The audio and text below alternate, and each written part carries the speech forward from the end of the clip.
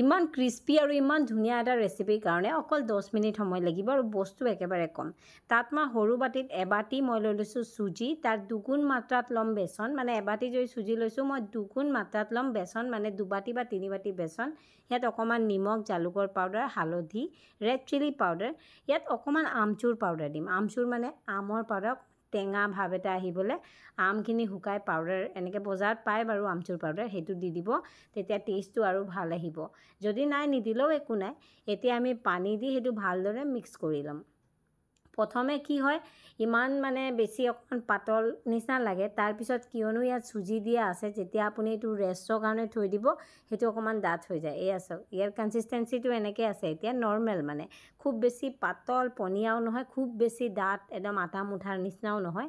এনেকৈ কৰি আপুনি থৈ দিব লাগিব কমচে কম 20 মিনিটৰ কাৰণে। 20 মিনিটৰ পিছত চাওক এইটো এনেকুৱা ডো হৈ গ'ল, কাৰণ যিহেতু আমি ইয়াত চুজি দিছিলোঁ, চুজিখিনি অকণমান দেৰি থৈ দিলে সেইখিনি ফুলি যায়।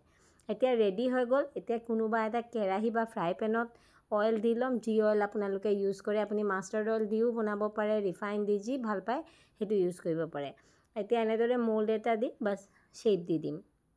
এতিয়া মেইন কথা, চবৰ ঘৰতে এইবিলাক মোল্ড নাথাকে, সেইকাৰণে আপুনি কি কৰিব পাৰে, বটল এটাত ভৰাই বটলৰ ঢাকনিটোত ফুটা কৰি বনাব পাৰে। চিম্পল মানে যোগাৰ লগাইছোঁ আৰু নহ'লে আপুনি পাইপিং বেগ, কেক বনাই যে এনেকৈ পাইপিং বেগৰ ইউজ কৰিব পাৰে, বটল, বহুত অপশ্যন আছে।